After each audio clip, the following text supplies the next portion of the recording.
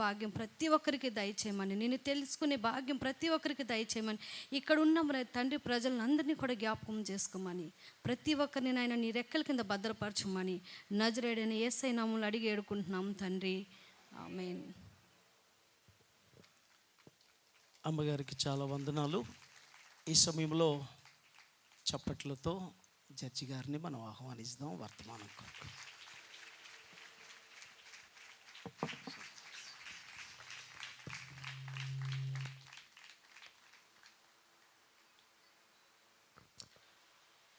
ప్రభువునందు ప్రియమైన దైవజనులకి, విశ్వాసులందరికీ నా యొక్క శుభములు, వందనములు, దీవెనలు తెలియజేస్తున్నాను. మీలో ఎంతమంది సంతోషంగా ఉన్నారు? ఎందుకు సంతోషంగా ఉన్నారు? నో ఆన్సరా?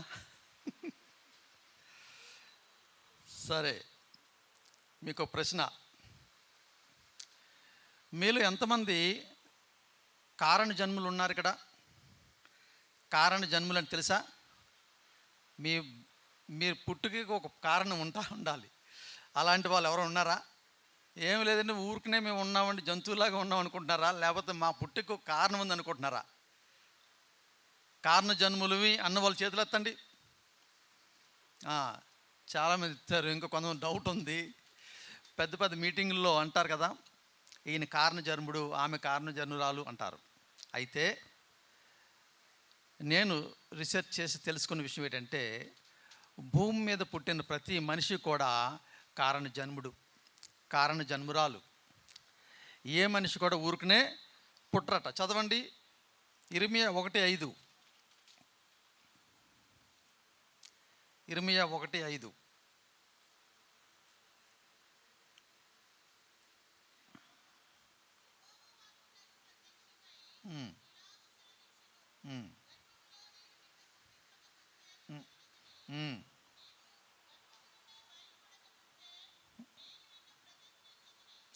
చూసారా, ఒక వ్యక్తి గర్భంలోకి రాకముందే దేవుడు ఆ వ్యక్తిని ప్రతిష్ఠించాడట, ఆయన ఒక ఏర్పాటు చేసుకున్నాడట. మరి అలాగే సామెతలు 16:4 చదవండి.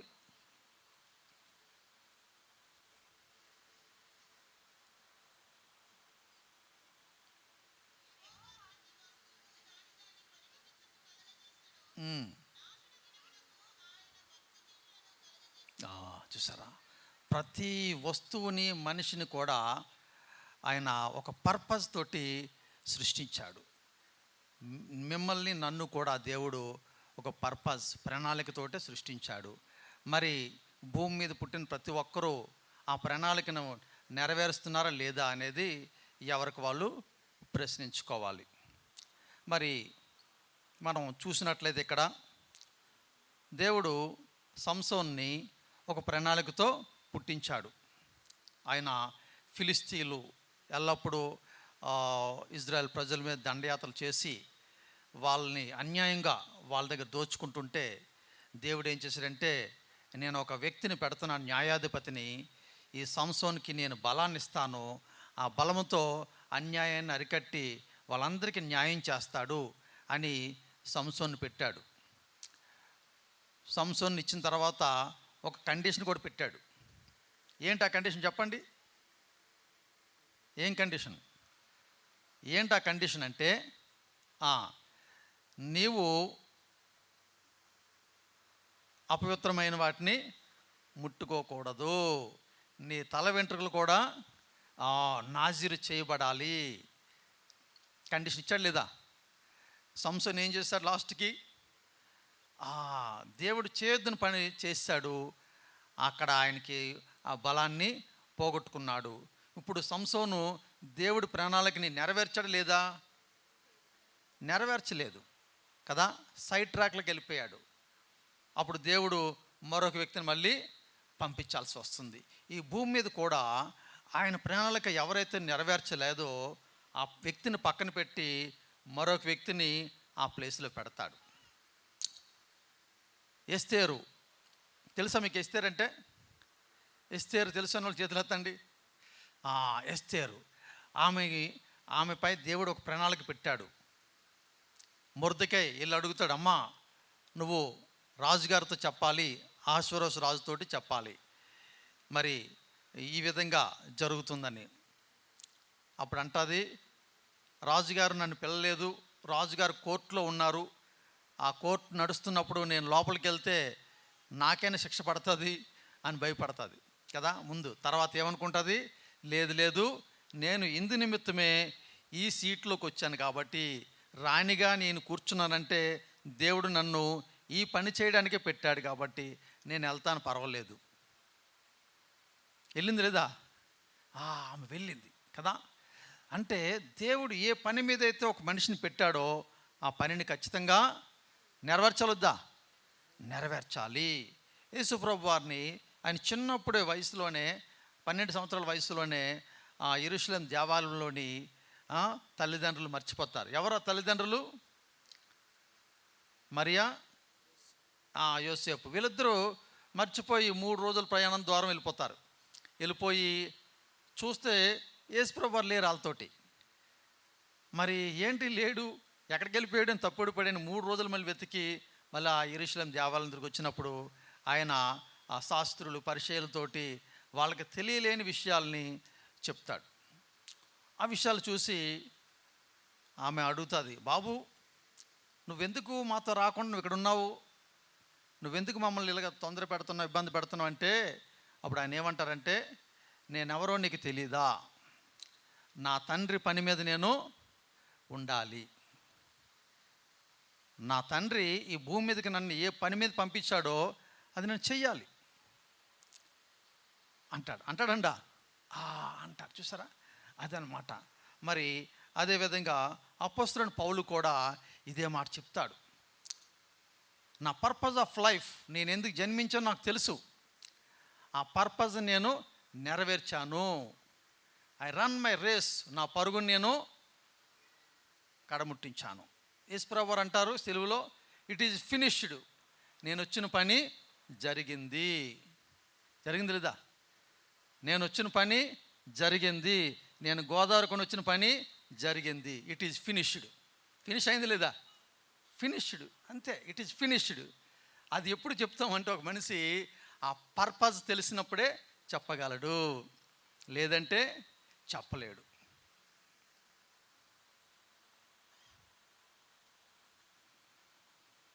మీకు అందరికీ ఇంకొక ప్రశ్న, సేవ చేసినవాడు గొప్పోడా, సేవ చేయించుకున్నాడు గొప్పోడా? చేయించుకున్నాడు గొప్పడా, చేసినోడు గొప్పడా? చేసినోడు గొప్పడు అన్నాడు. ఇప్పుడు చేతులు ఎత్తండి. చేసినోడు గొప్పోడు. Very good. యేసుప్రభు వారి శిష్యులు అందరూ ఎంతమంది శిష్యులానికి? 12 మంది. ఈ 12 మంది వాళ్ళు అనుకుంటారు నేను గొప్ప, నేను గొప్ప, నేను గొప్ప అంటున్నారు. పేతురు కానీ, యోహాను కానీ, అంద్రే కానీ, యాకోబు, వీళ్ళందరూ నేను గొప్ప, నేను గొప్ప అంటే యేసుప్రభు వారు వాళ్ళందరినీ పక్కకి పిలిచారు. పిలిచి, మీలో ఎవరైతే గొప్పగా ఉండాలనుకుంటారో వాళ్ళు మిగతా వాళ్ళందరికీ సేవ చేయాలి. సేవ చేస్తే గొప్ప వాళ్ళు అవుతారా? అవుతారా? అవరా? ఎలాగవుతారు? అది మీరు చెప్పాలి కదండి అంటారు. సేవ చేస్తున్నాడు గొప్పోడు అవుతాడు. ఎందుకు అవుతాడంటే, ఆ వ్యక్తి సేవ చేయాలి కదా. సేవ చేయాలంటే ఆయనకి ఏదో నా స్కిల్ ఉండాలి, ఆయనకి ఏదైనా టాలెంట్ ఉండాలి. ఆ టాలెంట్ తోటి ఆ సేవ చేస్తాడు. సేవ చేసినప్పుడు ఈ టాలెంట్ వల్ల ఏమవుతాడంటే ఈయన ఉన్నత స్థాయికి వెళ్ళిపోతాడు. ఉదాహరణకి ఒక వ్యక్తి 1,00,000 మందికి సేవ చేశాడు. ఆ 1,00,000 మంది కూడా ఈయనకి మళ్ళీ తిరిగి ఒకరోజు సేవ చేస్తారు. చేయరా? నువ్వేది విత్తుతావో ఆ పంట కోస్తావు. నువ్వు ఇతరులకు సహాయం చేసావా, వాళ్ళు ఖచ్చితంగా నీకు సహాయం చేస్తారు. మీ పక్కింటి వాళ్ళకి బూర్లు వండిసి ఇవ్వండి, వాళ్ళు వండుతారు. మరుసటి రోజు ఖచ్చితంగా వాళ్ళు గారెలు వండిసి ఇస్తారు. ఎవరా? ఉట్టు ప్లేట్ ఇచ్చేస్తారా? ఎవరు కదా. మీరు సేవ చేస్తే 1,00,000 మందికి, ఆ 1,00,000 మంది కలిసి మీకు సేవ చేస్తే అప్పుడు మీరేమవుతారు? ఒక జిల్లా కలెక్టర్ అయిపోతారు. అంతే కదా. 1,00,000 మంది మీకు సేవ చేస్తే మీరు ఏమవుతారు? జిల్లాకే అధికారి అయిపోతారు కదా. ఇది అన్నమాట. అందుకే మనము సేవ చేయడమే నేర్చుకోవాలట. దీన్నే సర్వెంట్ లీడర్ అంటారు. సర్వెంట్ లీడర్, నాయకుడిగా ఉండేవాడు సేవ చేయాలట. అందుకే ఎప్పుడైనా సరే సేవ చేసే అవకాశం వస్తే వెంటనే చేయండి. ఒకరోజు పెళ్లి జరుగుతుంది, లాయర్స్ అందరూ పెళ్ళికి వచ్చారు. అందులో ఒక లాయరు ఆయన భోజనం చేయట్లేదు. ఎందుకు భోజనం చేయలేదని అడిగాడు ఇంకో లాయరు. అడిగితే ఆయన అన్నారు, నాకు ప్లేట్ లేదండి, ఎవరికి నాకు ఇవ్వలేదు ప్లేట్ అన్నారు. ఈ జూనియర్ లాయర్ వెళ్ళి వెంటనే ఏం చేశారంటే, ఒక ప్లేట్ అక్కడ ఉంటే అది తీసుకొచ్చి శుభ్ర కడిగి, తినేసిన ప్లేట్లు చాలా ఉన్నాయి, ఇది స్టీల్ ప్లేట్లు, అవి కడగడానికి ఎవరు లేరు మనుషులు. ఇక్కడ తినకుండా అక్కడ అందరూ ఆగిపోయారు. ఈయన వెళ్ళి వెంటనే ఒక 2 ప్లేట్లు కడుక్కొని వచ్చి ఆ భార్య భర్తలకు ఇద్దరికి ఇచ్చి తినండి అన్నాడు. అప్పుడు ఆయన అన్నాడు, నీకు ఇంత తగ్గింపు ఎలాగొచ్చింది బాబు, నువ్వు సాటి లాయరువే, ఇంత తగ్గింపు నీకు ఎలాగొచ్చింది అన్నాడు. చూసారా? ఇప్పుడు ఆయన ఇప్పుడు కడిగినోడు గొప్పోడా, తీసుకున్నాడు గొప్పోడా? కడిగినోడు గొప్పోడు, తీసుకున్నాడు గొప్పోడు కాదు కదా. ఆశ్చర్యపోయాడు, నాకు లేదు తగ్గింపు, నీకు ఎలాగొచ్చింది అన్నాడు. అందుకే సేవ చేయడం చాలా ఇంపార్టెంట్. యేసుప్రభు వారు అందుకే శిష్యుల పాదాలు కడిగారు లేదా? కడిగారు. అదే సేవ చేయడం అంటే. మీకు అవకాశం వచ్చినప్పుడల్లా చక్కగా సేవ చేయండి, ఏదైనా పర్లేదు. మాది చాలా పేద కుటుంబం. మా నాన్నగారు రిక్షా తొక్కేవారు. నేను 10వ తరగతి పరీక్షల్లోని నాకు మా అన్ని లెక్కలు చెప్తున్నప్పుడు నాకు లెక్కలు అర్థం అవ్వట్లేదు, అవసరం లేదు. అప్పుడు అర్థం కాకపోతే మా అన్ని అన్నాడు, అమ్మ ఈడుకి చదువు అంటే అబ్బేటట్లేదు, ఫెయిల్ అయిపోతే మెకానిక్ షాప్లో వేస్తాను, పాస్ అయితే ఇంటర్మీడియట్ జాయిన్ చేస్తాను అని చెప్తారు. అనగానే నేను 10th క్లాస్ ఎగ్జామ్ రాశాను. మొత్తం మీద ఒక 45% మార్కులు వచ్చాయి. ఏ క్లాస్ వచ్చింది? 45% అంటే 3rd క్లాస్. తర్వాత ఇంటర్మీడియట్ జాయిన్ అయ్యాను, అప్పుడు ఒక 42% మార్కులు వచ్చాయి, అది 3rd క్లాసే. ఒక ఎగ్జామ్ ఫెయిల్ అయిపోతే మళ్ళీ రాసి పాస్ అయ్యాను. ఆ 10th క్లాస్ అవగానే బట్టల షాపులు పనిలోకి మా అన్నీ పెట్టాడు. ఆ బట్టల షాపులు నా పని ఏంటంటే చీపురు పట్టుకొని షాప్ అంతా తుడాలి, వారానికి ఒకసారి సర్ఫ్ పెట్టి క్లీన్ చేయాలి. నాలాంటి కుర్రోళ్ళు ఒక 60 మంది ఉంటారు, మేమందరూ అది చెయ్యాలి. మరి బట్టలు 9 గంటలకి ఆ సేల్స్మెన్ పక్కన నిల్చొని ఆ కంచి పట్టు చీర పట్టరా అంటే అది పట్టుకెళ్ళాలి, బెనారస్ పట్టరా అంటే పట్టు రావాలి, ధర్మవరం చీర పట్టరా ధర్మవరం తీసుకురావాలి. నేను కంచి పట్టు తెమ్మంటే ధర్మవరం తెస్తున్నాను, ధర్మవరం తెమ్మంటే బెనారస్ తెస్తున్నాను. పట్టు చీరలన్నీ నాకు ఒకేలా కనిపిస్తున్నాయి. అయితే సేల్స్మెన్ అన్నాడు, ఈడు ఎందుకు పనికిరాడండి, ఆ బాత్రూమ్ కాడడానికి పెట్టండి బాబు, నాకొద్దు, నేను ఒక చీర తెమ్మ ఇంకో చీర తెచ్చేస్తున్నాడు అన్నారు. ఎందుకు పనికిరాని వ్యక్తి ఒకరికి పనికొస్తారట. ఎవరికి? దేవుడికి పనికొస్తాడు. దేవుడు ఏ వ్యక్తిని కూడా వ్యర్థంగా పుట్టించలేదు. దేవుడు ప్రణాళిక ఏంటో తెలుసా? నన్ను ఆయన జిల్లా జడ్జిగా చూశాడు పుట్టించినప్పుడు. నాకు అది తెలియక బట్టల షాపులో జాయిన్ అయ్యాను.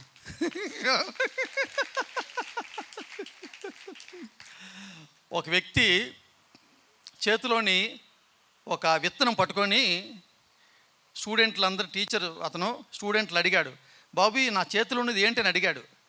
అడిగితే ఒక స్టూడెంట్ అన్నాడు, సార్ ఇది విత్తనం సార్ అన్నాడు.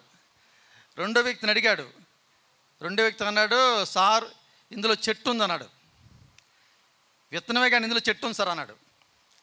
అయితే ఆ టీచర్ అన్నాడు, ఇందులో చెట్టు మాత్రం కాదు, ఇందులో అడవి కూడా ఉందన్నాడు. ఏమింది 100 చెట్లు వేస్తే అడవి అయిపోదా? చూసారా? మరి ముగ్గురు చెప్పింది కరెక్టే కదా? కరెక్టే. కానీ ఈ ఫస్ట్ వ్యక్తి చేసింది అది ఫ్యాక్ట్ అంటారు. ఈ రెండో వ్యక్తి మూడో వ్యక్తి చెప్పింది ఇది ట్రూత్. మనకు కనిపించదు కానీ వాస్తవం అదే. నాలో ఆయన ఒక జడ్జిని చూశాడు. నాకు ఒక జడ్జి కావాలి భారతదేశానికి అనుకున్నాడు, నన్ను పుట్టించాడు. నాకేంటంటే నేను ఎందుకు పనికిరాని వ్యక్తి అనుకొని బట్టల షాప్కి వెళ్ళిపోయాను. అయితే మళ్ళీ దేవుడు అట్నుంచి నువ్వు నీ చేతిలో ఉండాల్సిన చీపురు కాదు, గ్రీన్ పెన్ ఉండాలి అని ఈ గ్రీన్ పెన్ పెట్టాడు. ఉందా లేదా?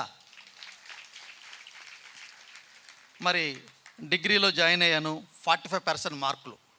లాలో జాయిన్ అయ్యాను, 53% మార్కులు.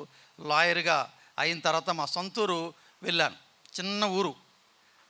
ఆ ఊరికి వెళ్తే మా ఫ్రెండ్ ఒక అతను ఆ దగ్గరలోని చర్చికి తీసుకెళ్తే ఆ చర్చిలో ఒక సంఘ పెద్ద ఆమె, ముసలామె, ఆమె అన్నారు, బాబు నువ్వు యేసుప్రభు నమ్ముకో, దేవుడు నీకు సమస్తం ఇస్తాడన్నది.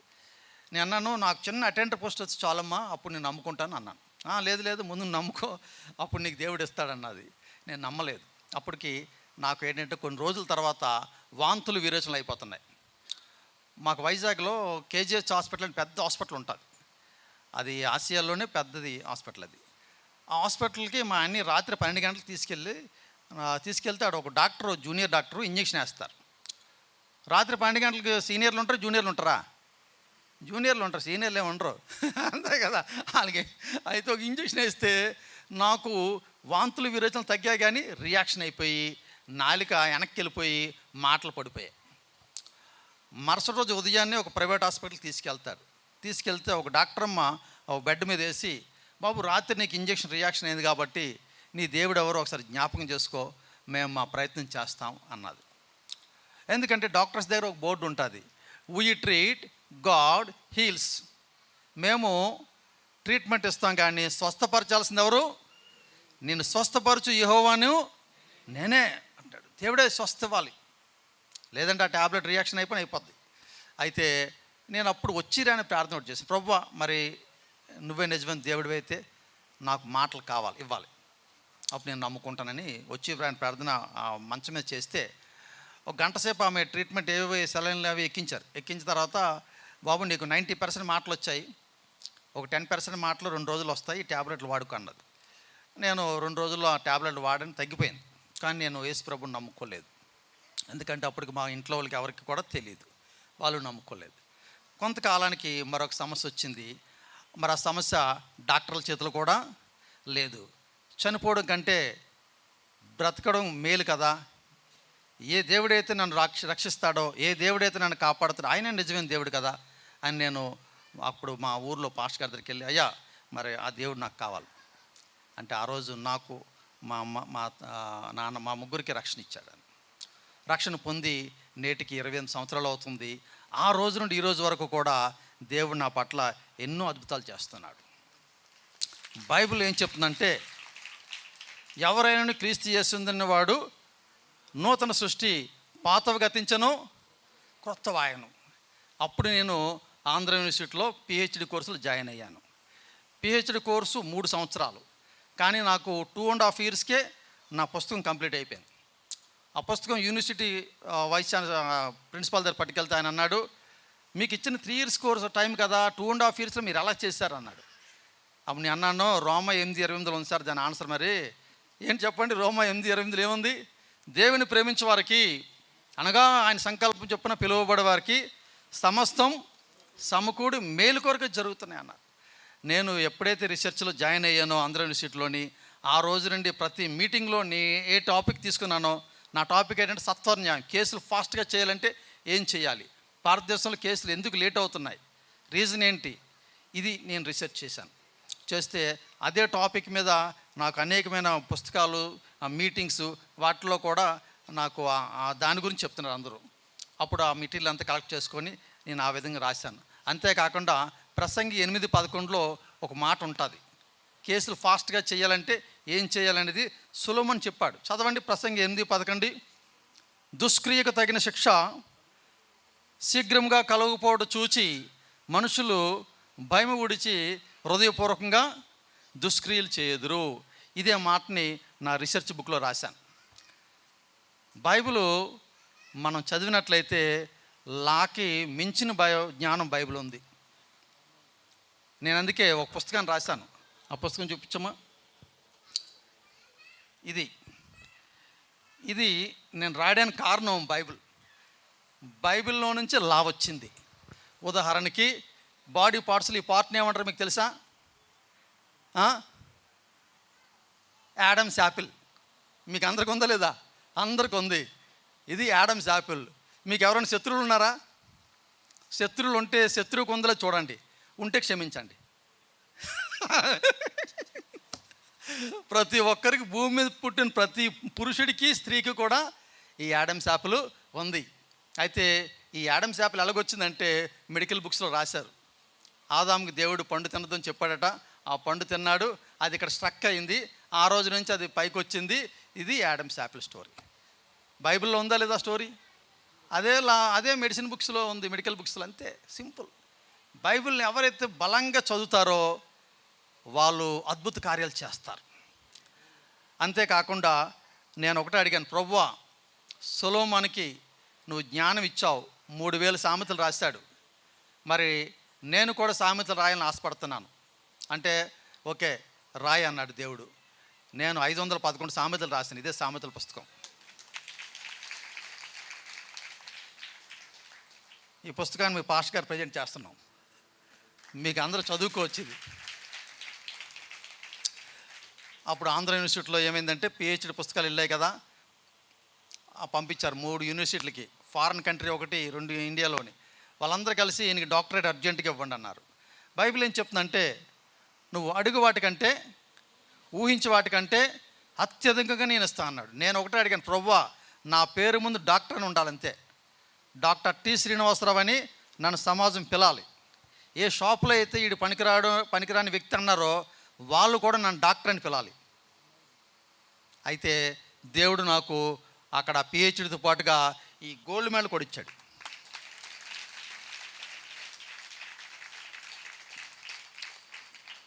ఇప్పుడు నేనెవరిని 10th క్లాస్ ఆర్డినరీ స్టూడెంట్నా కాదు, ఇంటర్మీడియట్ ఫెయిలా కాదు, బట్టల షాపులు పనిచేసుకునేవాడినా కాదు, ఆంధ్ర యూనివర్సిటీ టాపర్. మా అన్నయ్యల కూతురు మొన్న వెళ్ళి యూనివర్సిటీకి వెళ్ళి లా కాలేజీలోని, బాబాయ్ ఆంధ్ర యూనివర్సిటీ గోడ మీద నీ పేరు చూశాను, నేను చాలా సంతోషించాను అన్నది. సరే, అది బైబిల్లో ఉంది. పునాదుల మీద పేర్లు ఉన్నాయి లేవా? అక్కడ పునాదులు కాదు, ఇక్కడ పునాదుల మీద కూడా మన పేర్లు రాస్తాడైనా. మరి ఆ విధంగా అది నా జీవితంలో దేవుడు ఎన్నో మిరాకల్స్ ఆయన ప్రతిరోజు ఒక మిరాకలే. రాత్రంతా వర్షం పడుతుంది, ఎర్లీ మార్నింగ్ లేచి 4 o'clock ఏసునామలు వర్షం ఆగునుగా కంటే వర్షం అలాగా ఆగిపోద్ది. నేను మార్నింగ్ 7 o'clockకి నేను మా గన్మెన్లు అందరూ వాకింగ్ చేస్తాం అంతే. అయితే ఇక్కడ ప్రతి విశ్వాసం తెలుసుకోవాల్సింది ఒకటే, నిబంధన అనే మాట ఖచ్చితంగా మీరు తెలుసుకోవాలి.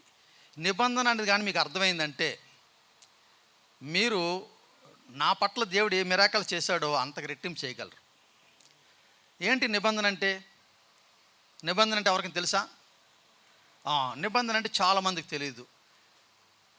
నిబంధన అంటే ఒప్పందం, ప్రామిస్, కాంట్రాక్ట్, అగ్రిమెంటు, కవనెంటు, టెస్టమెంటు, ఇవన్నీ ఒకటే.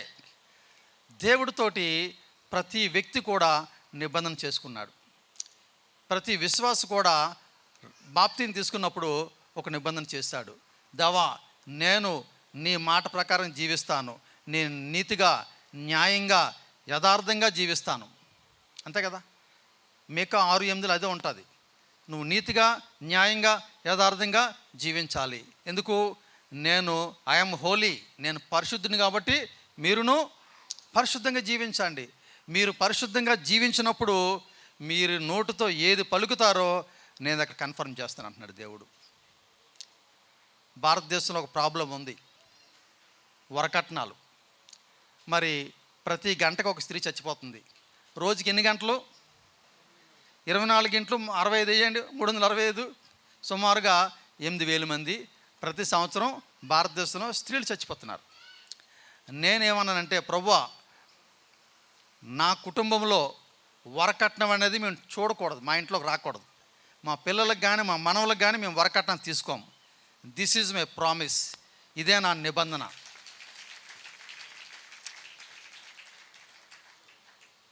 ఓకే, ఇప్పుడు మీలో ఎంతమంది ఈ నిబంధన చేయాలనుకుంటున్నారు? కమాన్, చేతులు ఎత్తండి. చూసారా, ప్రాక్టీస్కి అనేసరికి, థియరీ అనేసరికి అందరికి ఈజీయే. ప్రాక్టీస్ అని ల్యాబ్లోకి తీసుకెళ్ళి మీ శవం ముట్టుకోబోమంటారు. థియరీ అంటే మీ థియరీ అంతా చదివేస్తాను పర్లేదు, ప్రాక్టీస్ అంటే అంత మరి మా వాళ్ళు కాదంటండి. చూస్తారా, దేవుడికి కావాల్సింది ప్రాక్టికల్ బిలీవర్స్. ప్రాక్టీస్ చేస్తున్న బిలీవర్స్ కావాలి. బైబిల్ని ప్రాక్టీస్ చేయాలి. లాని ప్రాక్టీస్ చేస్తే లాయర్ అంటారు, మెడిసిన్ ప్రాక్టీస్ చేస్తే డాక్టర్ అంటారు, బైబిల్ని ప్రాక్టీస్ చేస్తే బిలీవర్ అంటారు. చూసారా? మరి ప్రాక్టీస్ చేయకపోతే బిలీవర్ కాదు, ఈజ్ ఎ నామినల్ బిలీవర్. అప్పుడు నువ్వు వర్షం ఏసునామలో శ్రీనివాసరావు దేవుడా ఆయన చెప్పాడు నాకు నిన్నే వర్షం ఆగుతుందని, నువ్వు ఏసునామలు నువ్వు ఆగంటే అంటాడైనా ఆ శ్రీనివాసరావు ఎవరో తెలుసు, నువ్వెవరో నాకు తెలుసు, నీకెవరు ఇచ్చిరి ఈ అధికారం అంటాడు. అంతేనా? అదనమాట. మనం న్యాయంగా, నీతిగా, యథార్థంగా జీవించడానికి దేవుడు ప్రతి మనిషిని పుట్టించాడు భూమి మీద.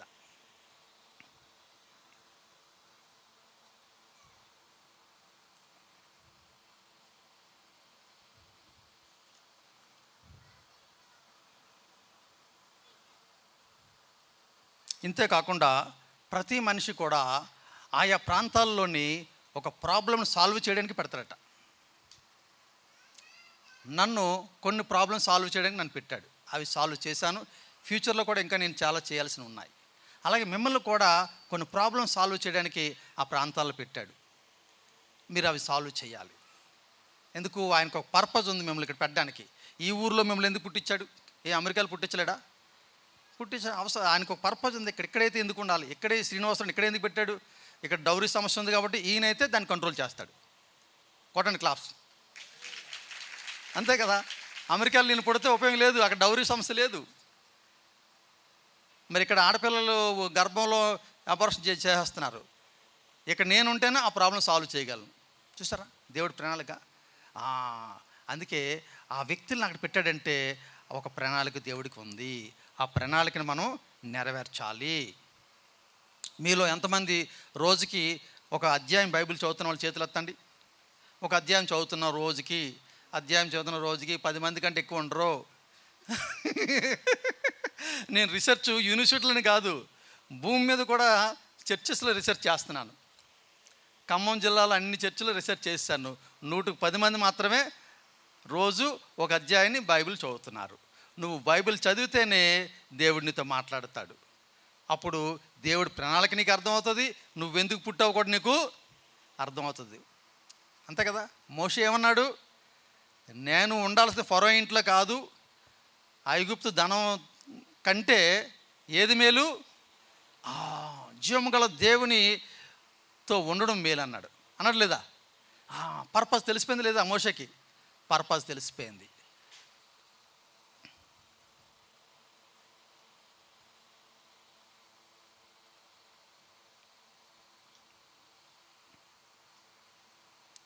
మొదటి యోహాను 4:4 చదవండమ్మా.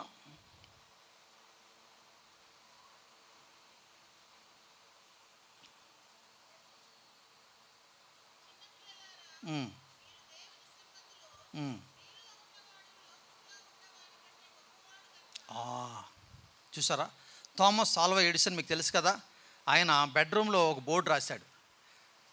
ఆయన ఇదే రాశాడు, I can do all things are possible for me through Christ who strengthens me. క్రీస్తు యేసు ద్వారా నేను సమస్తం చేయగలను అని రాశాడు. ఆయన 1093 ఇన్వెన్షన్లు చేశాడు, కొత్త కొత్త వస్తువులను కనిపెట్టాడు ఆయన. చూసారా? మనలో ఉన్నవాడు లోకంలో ఉన్నవాడి కంటే గొప్పవాడు. ఇప్పుడు చెప్పండి, మేమందరం గ్రేట్స్ అన్న వాళ్ళు చేతులు ఎత్తండి. మేమందరం గ్రేట్. ఏ విషయంలో గ్రేట్ నేను తర్వాత అడుగుతాను. అంతే, చేతులు ఎత్తేస్తే అయిపోదు కదా, దాన్ని ప్రూవ్ చేయొద్దా? రుజువు ఉండాలి. మరి ఏ విషయంలో గ్రేటు, అక్కడ ఏం చేశారు ఎందుకు మీరు? సరే, ఇక్కడ దేవుడు ప్రతి విశ్వాసం నుండి ఒకటి ఆశిస్తున్నాడు. అదేంటంటే, let your light shine before others so that they may glorify your father. మీ వెలుగుని ప్రకాశింపజేయనండి, దానివల్ల మీ తండ్రికి ఏమొస్తుంది? మహిమ వస్తుంది. కుమారుడు మంచి పేరు తెచ్చుకుంటే వాళ్ళ తండ్రికి మహిమ వస్తుంది రాదా? వస్తుందా? చెడ్డ పేరు తెచ్చుకుంటే ఏమొస్తుంది? చెడ్డ పేరు వస్తుంది. అందుకే మీ మహిమను ప్రకాశింపజేయండి. Let your light shine before others అన్నాడు. అప్పుడు వాళ్ళందరూ ఏమంటారు? అమ్మ, శ్రీనివాసరావు దేవుడే నిజమైన దేవుడు, ఆ దేవుడు నాకు కావాలి. వర్షాన్ని ఆపిన దేవుడు నాకు కావాలి, వ్యాధి నుంచి తప్పించిన దేవుడు నాకు కావాలి, పనికిరాని వ్యక్తి గోల్డ్ మెడల్ ఇచ్చిన దేవుడు నాకు కావాలి అంటారంటరా. అది దేవుడు కోరుకుంటున్నాడు. నేను ఒక వ్యక్తిని ఏర్పాటు చేసుకున్నాను, ఆ వ్యక్తి ద్వారా అనేక మందిని అట్రాక్ట్ చేస్తాను, సత్య మార్గంలోకి వాళ్ళందరూ వస్తారా? ఈ నమ్ముకున్నాడే ఈడికి ఏమీ లేకపోతే ఈడేం చెప్తాడు, ఇంకా ఈడేమని తీసుకొస్తాడు, అంతే కదా. ఇవి చివరి దినాల్లో 2 తిమోతి 3:1-5 ఏం చెప్తున్నాడంటే, ఇప్పుడు దినాలు అలాగున్నాయంటే స్వార్థంతో కూడు దినాలట. స్వార్థం ఉందా లేదు మనుషులకి? ఉన్నది. ఇప్పుడు నెక్స్ట్ మనుషులు ఎలాగుంటారంటే ఇతరులది ఆశిస్తారట. అది వరకట్నం అవ్వచ్చు, లంచం అవ్వచ్చు, మరొకటి అవ్వచ్చు, ఇతరులది ఆశిస్తారు. కానీ మీరైతే అది చేయకూడదని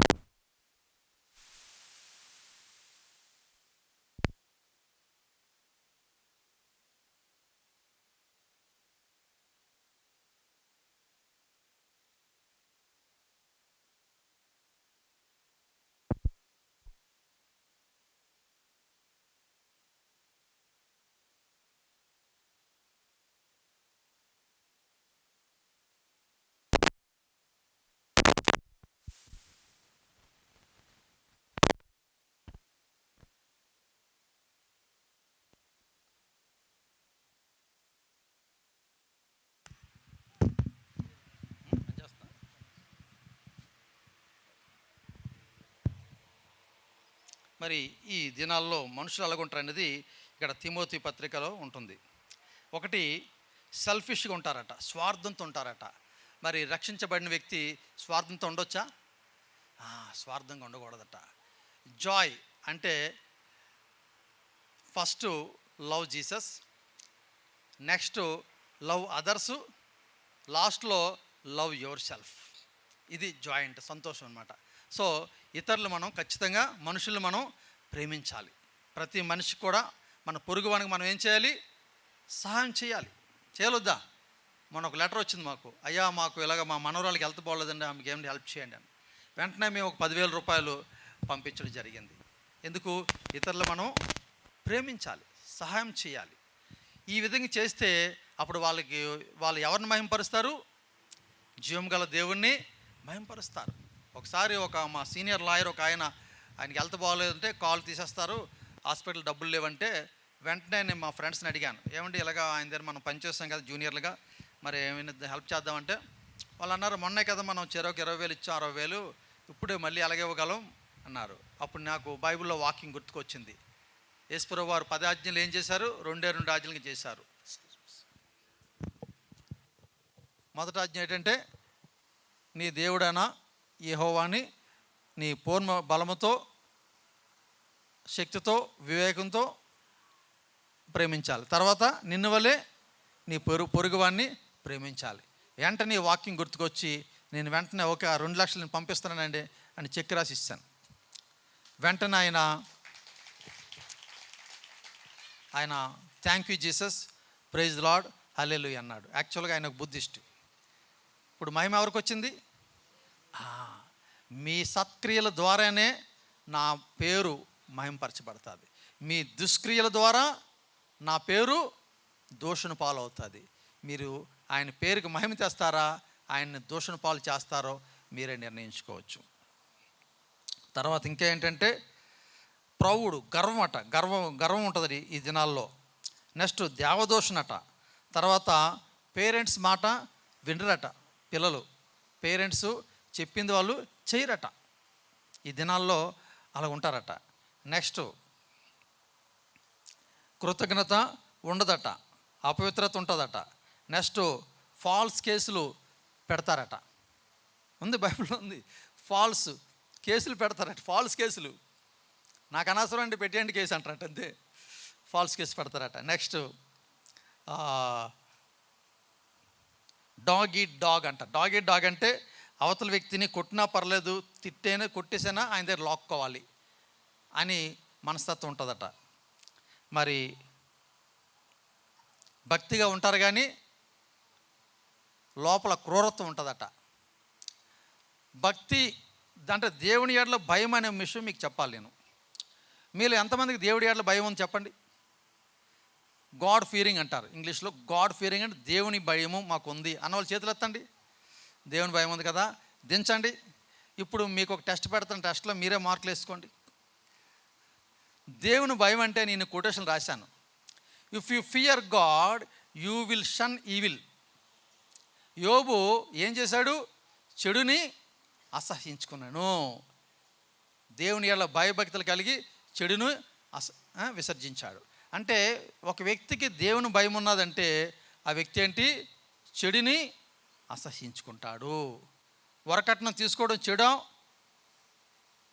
కాదా? చెడే. చూసారా?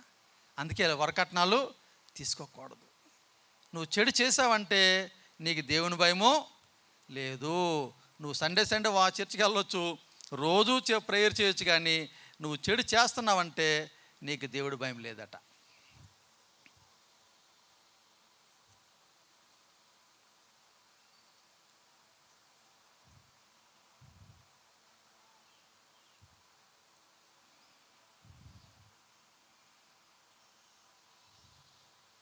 మీకు ప్రశ్న, ఇప్పుడు యూత్ సలహాలు తీసుకోవాలా, వృద్ధుల సలహాలు తీసుకోవాలా? వృద్ధులు అన్నవాళ్ళు చేతులు ఎత్తండి. పోనీ యూత్ అన్నవాళ్ళు చేతులు ఎత్తండి. యూత్ రెహబాం అనే వ్యక్తి, ఆయన రెహబాం ఎవరో తెలుసా? సొలొమోను తాలూక కొడుకు. సొలొమోను తర్వాత ఈ రెహబాము రాజు అవుతాడు. రాజు అయినప్పుడు కొంతమంది వృద్ధులు చెప్తాడు, సలహా ఇస్తారు. అయ్యా, మీరు రాజుగా ఉండాలంటే ఈ విధంగా ఉండాలి, మీరు న్యాయంగా ఉండాలి, పన్నులే తగ్గించండి, ప్రజలకి మేలు చేయండి అంటారు. అయితే తర్వాత వాళ్ళ ఫ్రెండ్స్ ఉంటారు యూత్, ఆ యూత్ని పిలుస్తాడు. ఏం చేయాలి చెప్పండి అంటాడు. వాళ్ళంటారు, నీ తండ్రి కంటే ఎక్కువ పన్నులు వాళ్ళ మీద వేయాలి, నువ్వు ఇంకా బాగా హింసించాలి, వాళ్ళని ఇబ్బంది పెట్టాలి అంటే ఈ రెహబాం అనేవాడు ఆ యూత్ సలహా తీసుకుంటాడు. తర్వాత ఏమవుతుంది? రెహబాం కూడా ఆ రాజ్యం సరిగ్గా చేయలేకపోతాడు. ఆయన రాజ్యం ముక్కలైపోద్ది. అప్పుడే ఇజ్రాయెల్ దేశం 10 రాజ్యాలు ఒకటి, 2 రాజ్యాలు ఒకటి సపరేట్ అయిపోతుంది. అందుకే పిల్లలు తల్లిదండ్రుల సలహాలు పాటించాలి. మీ ఫ్రెండ్స్ సలహాలు మీరు పాటిస్తే దాంట్లో వల్ల ఉపయోగమా ఉందా లేదా? ఉపయోగం లేదు. వాళ్ళకి తెలియలేని సలహాలు ఇస్తారు.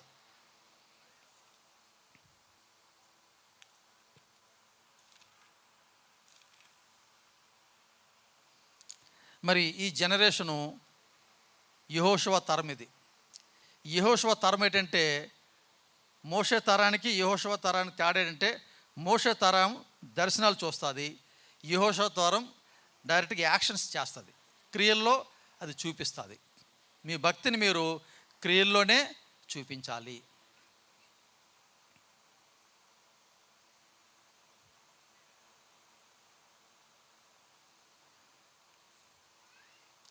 యేసుప్రభు వారు చక్కని మాట చెప్పారు. అది నేను రోజు కోర్టులో జ్ఞాపకం చేసుకుంటాను. ఏంటంటే, I am Born to serve but not to be served. అంటే నేను సేవ చేయడానికి వచ్చాను కానీ సేవ చేయించుకోవడానికి రాలేదు. యేసుప్రభు వారు స్వయం చెప్పారు, నేను పరిచారం చేయడానికి వచ్చాను కానీ పరిచారము చేయించుకోవడానికి రాలేదు. నేను ఎప్పుడైనా ఇంకా ఎక్కువ సంతకాలు ఉన్నా సరే పర్లేదు, పట్టరండి, నేను అందుకే ఉన్నాను ఇక్కడ, సేవ చేయడానికి ఉన్నాను తప్ప సేవ చేయించుకోవడానికి రాలేదనేసి అది ఎప్పుడు కూడా ఆ మాట నేను జ్ఞాపకం చేసుకుంటాను. మరి యేసుక్రీస్తుని నమ్ముకున్న వ్యక్తి ఎవరైనా సరే భక్తిని ప్రాక్టీస్లో చూపించాలి. మాకు సంవత్సరానికి 20 సెలవులు ఇస్తారు. 20 సెలవుల్లో నేను 10 పైనే నేను వాడుకోను. ఆ 10 లేక 12 కింద సంవత్సరం 12 రోజులు వాడలేదు. ఆ 12 రోజులు కూడా నేను కోర్టుకు వెళ్ళి పని చేస్తాను. ఎందుకు? నన్ను దేవుడు ఇక్కడ ఎందుకు పంపించాడు? సేవ చేయడానికి, సేవ చేయించుకోవడానికా? సేవ చేయడానికి పంపించాడు. యేసుప్రభు వారు సేవ చేశాడు కదా. ఈ మనస్సు మీరు కలిగి ఉండాలి. అప్పుడు మీకు ప్రకృతి కాదు, మనుషులు కూడా లోబడతారు. లోబడరా? అదనమాట.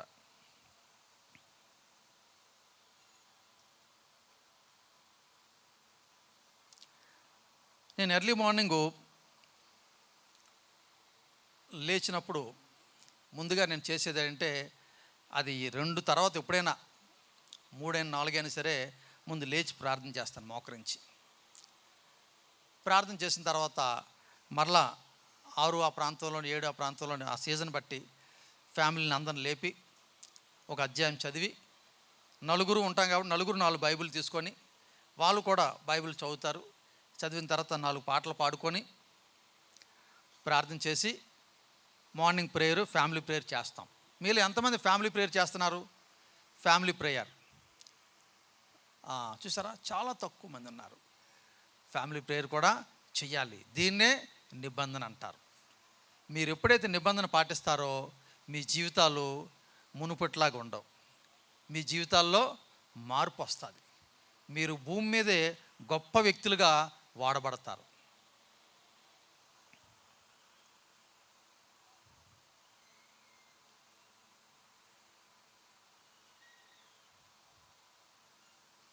నేను నిన్న ఎర్లీ మార్నింగ్ లేచినప్పుడు 3 o'clockకి బైబిల్ తీశాను. తీసి ఒక దైవజనుడు యూట్యూబ్లో మెసేజ్ పెట్టారు. ఏమని? మీరు ఎర్లీ మార్నింగ్ మీరు రోజు లేస్తున్నారా? లేచినట్లయితే దేవుడు మిమ్మల్ని ఒక ప్రత్యేకమైన పర్పస్ గురించి లేపుతున్నాడు, ఆయన స్వరం వినండి ఆ టైంలో అన్నాడు. అంతే.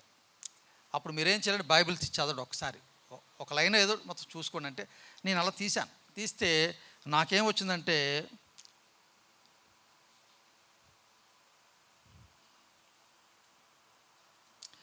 యేహూ అంటే తెలుసా? యేహూ అంటే 2వ రాజులు గ్రంథం 9వ అధ్యాయంలో ఉంటుంది. దేవుడు ఆయన్ని రాజుగా చేసే ముందు ఆయనకు ఒక పని ఇస్తాడు. నేను రాజుగా చేస్తున్నాను, నువ్వు చేయాల్సిన పని ఇది అని. దేవుడు ఏదైతే చెప్పాడో అదే కరెక్ట్గా చేశాడు.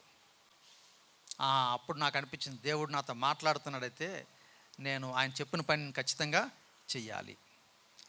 బైబిల్ చదివి ఊరుకునే మనం వదిలేయడానికి లేదు. ఆ దినం మీతో దేవుడు ఏదో ఒక విధంగా మాట్లాడుతాడు. ఆయన పెద్దగా స్వరం పెట్టి మీతో చెప్పాడు. మీరు బైబిల్ చదవగానే మీకు తెలిసిపోతుంది మీ హృదయంలోనది.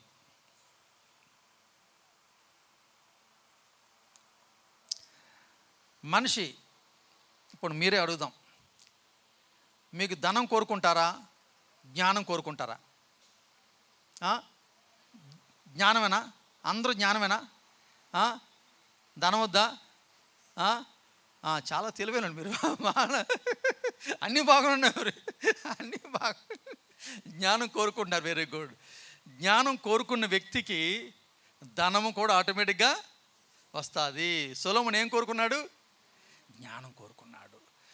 దేవుడు కూడా అంటున్నాడు, ఈ సృష్టిలో అన్నిటికంటే ముందుగా నేను జ్ఞానాన్ని తయారు చేశాను, జ్ఞానం సృష్టించాను. అందుకే ఎవరైతే జ్ఞానం కోరుకుంటారో వాళ్ళు నీతిగా జీవిస్తారట, పరిశుద్ధంగా జీవిస్తారట, దేవుడితో నడుస్తారట వాళ్ళు. మీరు జ్ఞానం కోరుకుంటామని సింపుల్గా చెప్పారు, మరి బైబిల్ ఎందుకు చదవట్లేదో అది మీరు ఇంటికి వెళ్ళి ప్రశ్న వేసుకోండి కదా. జ్ఞానం ఎలాగొస్తుంది మీకు? మీరు స్కూల్కి వెళ్ళినా కాలేజీకి వెళ్ళినా మీకు నాలెడ్జ్ వస్తుంది. మీరు చర్చికి వెళ్తే ఏమొస్తుంది? విజ్డమ్ వస్తుంది. విజ్డమ్ అంటే జ్ఞానం. ఎప్పుడు వస్తుంది? ఆ మాటలు వినాలి, ఆ మాటలు చదవాలి. మీకు చదువు రాకపోతే ఆ మెసేజ్లను వినాలి. కనీసం ఆడియో బైబిల్స్ ఉన్నాయి, అదేనా చేయాలి. అప్పుడు ఖచ్చితంగా మీకు జ్ఞానము వస్తుంది. సామెతల గ్రంథంలో జ్ఞానం గురించి ఉన్నది కదా. ఒక సామెత చెప్పండి. సామెతల గ్రంథంలో ఒక సామెత, 31 సామెతలు ఉన్నాయి. మొత్తం 900 సామెతలు ఉంటాయి అన్నీ కలిపితే. ఒక సామెత చెప్పండి. వెండి బంగారం కంటే జ్ఞానం శ్రేష్టం. ఇంకా ఇక్కడ వెనక నుంచి వస్తుంది ఆన్సర్.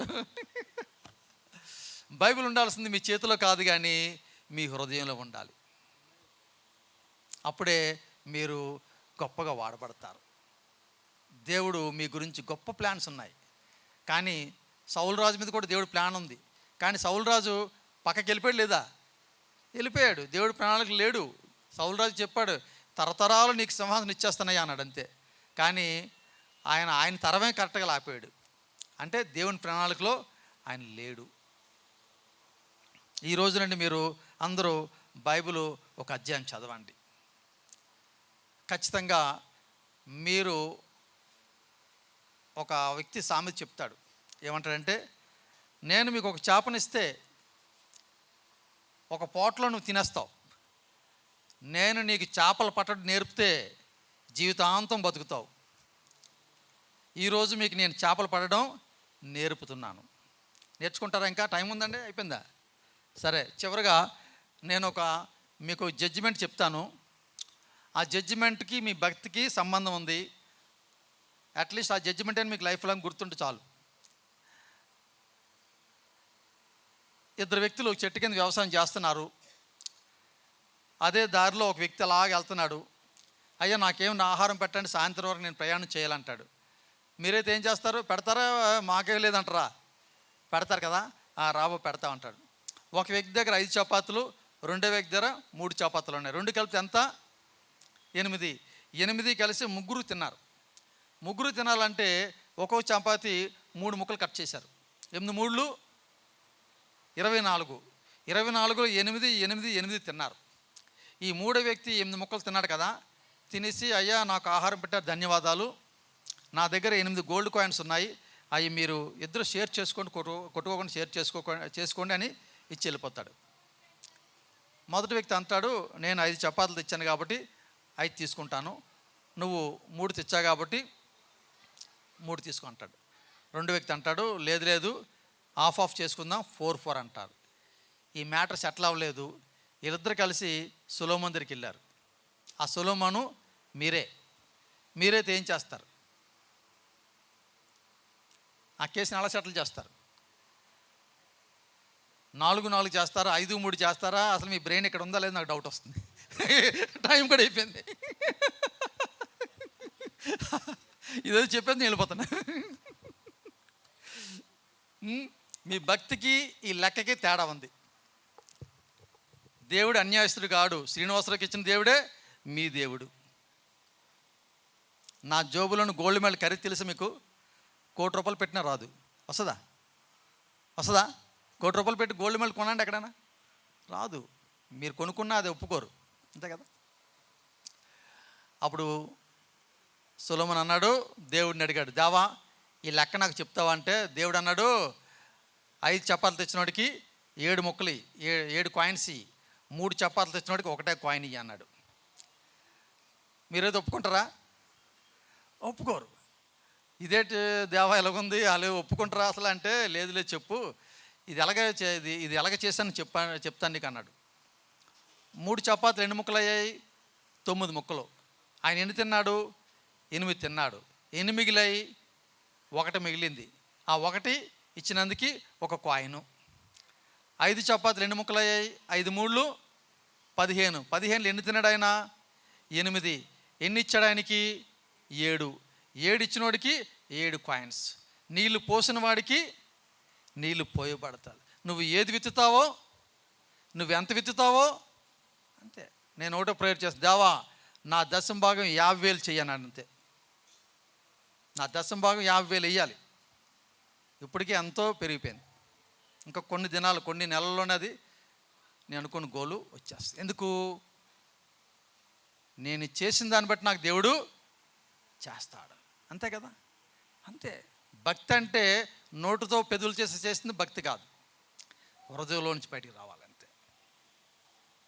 అప్పుడు మీరు ఏది అడుగుతారో అది దేవుడు చేస్తానంటున్నాడు. మరి ఇప్పుడు చెప్పండి, మీలో అందరూ కారణ జన్ములా? కొంతమందేనా కారణ జన్ములని? చేతులు ఎత్తండి. మీరందరూ కారణ జన్ములే. మోషే కారణ జన్ముడు. కారణ జన్ముడికి అతను ఎందుకు పుట్టాడో, ఆమె ఎందుకు పుట్టిందో తెలుస్తుంది.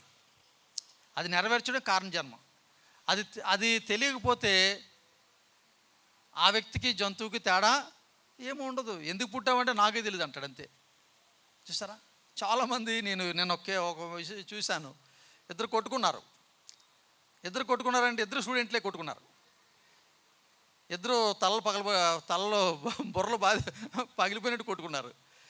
అప్పుడు నాకు అనిపించింది, వీళ్ళిద్దరూ ఎందుకు పుట్టాలో వారికి పర్పస్ తెలియలేదు కాబట్టి మనిషి ఏం చేస్తాడు? కొట్టుకోవడానికి వెళ్తాడు, లేదంటే ఏదైనా చెడు పనులు వాళ్ళని ప్రేమించడం చేస్తాడు. ఎందుకు? ఆయనకు పర్పస్ తెలియలేదు, పర్పస్ ఆఫ్ లైఫ్ తెలియలేదు. అదే పర్పస్ ఆఫ్ లైఫ్ తెలిస్తే వాళ్ళ గొడవలకి వెళ్తాడా, లేకపోతే వాళ్ళని ప్రేమిస్తాడా? చేయడు.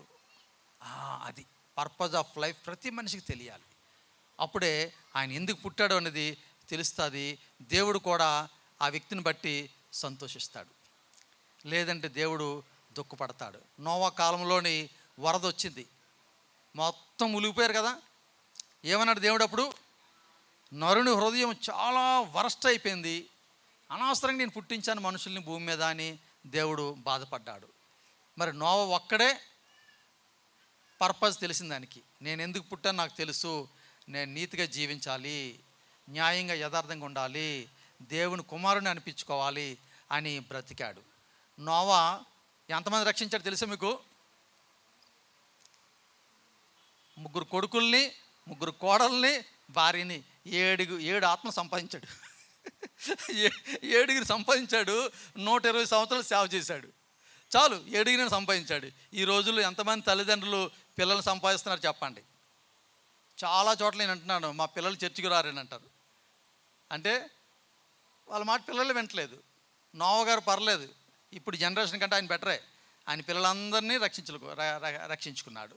మరి ఈ దినం మీరు దేవుడితో నిబంధనలో జీవించండి. ఉదయం నుంచి మీకు ఆ నిబంధన గుర్తుండాలి. నేను నిబంధన జనురాల్ని. నేను ఉదయాన్ని లేచిన వెంటనే ప్రేయర్ చేయాలి, వాక్యం చదవాలి, రోజుకు 1 అధ్యాయము వాక్య ప్రకారంగా జీవించాలి. మరి పులిసిన పిండి ఏది నా ఇంట్లోకి రావడానికి వీలు లేదు. జనవరి 1కి ఖమ్మం జిల్లాలోని ప్రిన్సిపాల్ జడ్జిగా ఉన్నప్పుడు అందరూ అన్నారు, సార్ మీ ఇంటికి వస్తాం సార్, మేము విషయం చెప్తాం అన్నారు. బాబు మీరు నా ఇంటికి రావద్దు, ఆ రోజు మీరు వచ్చి కేకులో ఏవో పట్టుకొస్తారు, అది మీకు వేస్ట్. నేను జీవం గల దేవుని ఇంటికి వెళ్తున్నాను, ఆ రోజు మీరు మీ ఇంట్లో సంతోషంగా ఉంచండి, నా గురించి మీరు 1 రూపాయి కూడా ఖర్చు పెట్టకూడదని చెప్పాను. జిల్లా మొత్తం ఆగిపోయారు. జిల్లా కలెక్టర్ గారు వస్తున్నారు, జిల్లా ఎస్పీ గారు వస్తున్నారు, వద్దన్నాను. దీన్నే దేవుడితో చేసుకున్న నిబంధన. గోదావరి కండ్లు కూడా జనవరి 1కి వస్తామంటే రావద్దు. నిబంధనతో జీవించాలి. నేను జీవముగల దేవుని కుమారుణ్ణి, ఆయన మాట ప్రకారం జీవించాలి. నాకు రావాల్సిన బెనిఫిట్స్ అక్కడి నుంచి వస్తాయి, ఆయన ఇవ్వాలి నాకు, మనుషులు కాదు. ఎందుకు? నేను ఆయనతో నిబంధన చేశాను. నేను పరిశుద్ధుని కాబట్టి నీవు కూడా పరిశుద్ధిగా ఉండాలి, నీ పిలుపుకు తగ్గట్టుగా నువ్వు ఉండాలన్నాడు, అంతే. ఆ విధంగా ఎవరైతే జీవిస్తారో ఖచ్చితంగా వాళ్ళు దేవుడు ఆశించిన విధంగా ఆ పర్పస్లో వాళ్ళు నడుస్తాడు. చాలామంది గురించి దేవుడు చెప్తాడు బైబిల్లో, నా హృదయానుసారుడు, లేకపోతే నా ఇష్ట ప్రకారం చేశాడు, నేను ఆశించింది చేశాడు అంటాడు. కొంతమంది గురించి చెప్పాడు, నాకు ఇష్టం లేదు అతను తీసివేయండి, నేను అనుకున్నట్లు చేయలేదు అని దేవుడు చెప్తాడు. అంతే కదా. దేవుడు మన పర్పస్ ఆఫ్ లైఫ్ మనకు తెలియాలి. ఎందుకు పుట్టాం, ఏం చేయాలని పుట్టాం, ఈ సమాజానికి మన వాళ్ళ సేవ ఏంటి, ఏం మేలు చేయాలి కదా. భారతదేశంలో నేనైతే వరకట్నాల్ని ఆపాలనుకుంటున్నాను. మీలో ఎంతమంది నాతో జాయిన్ అవుతారు? జాయిన్ అవుతారంటే ఏం చేస్తారు? జాయిన్ అవ్వడండి తీసుకోవడం మానేయాలి. మీరు తీసుకోవడం మానేస్తే పక్క వాళ్ళు మానేస్తారు, ఆ పక్క వాళ్ళు మానేస్తే అవతల మానేస్తారు. లాస్ట్కి భారతదేశం అంతటా నో వరకట్నం. పెళ్ళిళ్ళ ఓకే, వరకట్నాలు మాకు వద్దు, అవసరమైతే మేమే ఇస్తాం ఆడపిల్లకి అన్నట్టుగా మీరు ఉండండి. అబ్రహాం ఇచ్చాడు లేదా? ఇస్సాకు ఇచ్చాడు లేదా? తిరిగి ఇచ్చాడు వాళ్ళకి, కోడలకి, అంతే కదా. అలాగ ఉండండి. ఈ విధంగా నేను చెయ్యాలనేసి ప్రతి సంఘంలో కూడా నేను ఇదే చెప్తున్నాను. అందుకే సంఘాల్లో ముందు బాగుపడితే బయటికి వెళ్తుంది మెసేజ్. ఎక్కడే ఇలాగుంటే మరి వాళ్ళకి ఎవరు చెప్తారు? ఎవరైనా చెప్పలేరు కదా. అందుగురించి అంటే మనకి మొత్తం ఆది కాండం నుండి ప్రకటన గ్రంథం వరకు సృష్టి ఎలాగ ఆరంభమైంది, ఎక్కడ ఎండింగ్ అవుతుందో మనకు తెలుసా తెలీదా? తెలిసినప్పుడు నువ్వు చేంజ్ చేయగలవు సిస్టమ్ని. ప్రపంచంలో మార్పు తీసుకురావడం నీ వల్ల అవుతుంది, మొత్తం తెలుసు కాబట్టి. అందు గురించి ఏంటంటే నేను అందుకే నిలబడుతున్నాను. వరకట్నాలను ఆపాలి, ఆడపిల్లల చావుల్ని ఆపాలి. గర్భంలో ఆడపిల్ల ఆడపిల్ల అనేసరికి వద్దు మాకు అనేస్తున్నారట, అబార్షన్ అట. ఖమ్మం జిల్లా టాప్ ప్లేస్లో ఉంది. నేను ఖమ్మం జిల్లాలో పనిచేశాను కాబట్టి నేను ప్రతి హాస్పిటల్లో కూడా ఇదే చెప్పాను, ఈ బోర్డులో పెట్టించాను. ఆడపిల్లలు కూడా గొప్ప పిల్లలు అవుతారు, అలాంటి తేడా పెట్టుకోకండి బాబు.